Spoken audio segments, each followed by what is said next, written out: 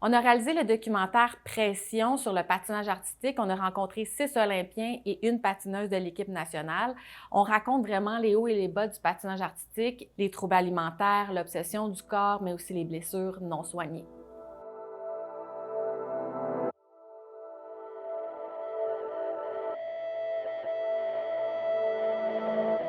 Cette idée-là du corps parfait dans le patinage artistique qui est très, très, très présente. Puis il y a beaucoup de pression qui est mise, surtout sur les filles, pour avoir le corps le plus idéal possible, le plus mince. Une espèce de légende comme quoi tu vas sauter plus haut, tu vas mieux tourner dans les airs si tu es vraiment mince. C'est sûr que dans le sport, il y a de la pression pour être mince. Est-ce que c'était de la boulimie, de l'anorexie, des troubles alimentaires?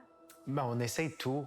On essaye tout, puis on voit c'est quoi qui fonctionne le mieux avec toi. La culture du silence, c'est très large. On ne vise pas des entraîneurs spécifiquement, mais vraiment une organisation. Tu sais, vraiment, c'est une culture, par exemple, des troubles alimentaires. Tout le monde le sait, mais personne n'en parle. On patine blessé. Tout le monde le sait, mais personne n'en parle non plus. J'en ai jamais vraiment parlé, même pas ma famille. Quand t'es malade comme ça, tu le sais, là, mais tu te caches. Le patinage artistique, c'est très polarisé.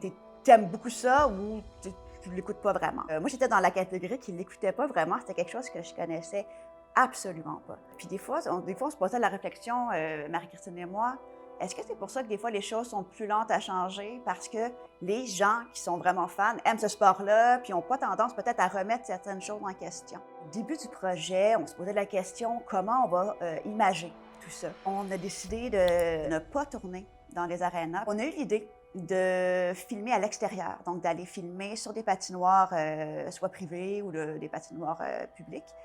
Parce qu'on se disait, bien, premièrement, visuellement, ça va être beaucoup plus beau. L'hiver québécois, la neige, le froid, le bruit des patins sur la glace.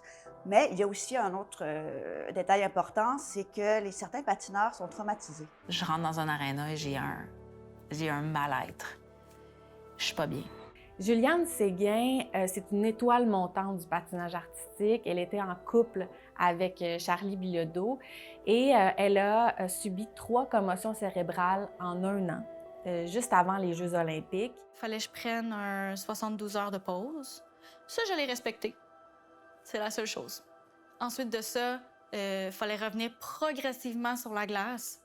Et c'est pas ça qu'on a fait. Maintenant, elle vit avec de graves séquelles. Juliane ne peut plus patiner en ce moment, ne peut plus faire des tâches ordinaires de la vie, se faire à manger, aller à l'école, regarder la télévision très longtemps. Elle est hypothéquée au point d'avoir de la difficulté à même regarder des choses sur un écran. On lui envoyait la bande-annonce du film. Elle n'était même pas capable de la regarder sur son ordinateur. Elle n'était même pas capable de lire le message qu'on lui avait envoyé. Les commotions, on le voit pas. Puis c'est un peu le côté sombre de cette blessure-là, c'est que c'est pas une cheville enflée bleue. C'est le cerveau dans une boîte crânienne. Le protocole de Patinage Canada est très bien développé. Ça a été développé avec des experts, par exemple. Les patineurs, les coachs nous disent qu'il faut le suivre au complet.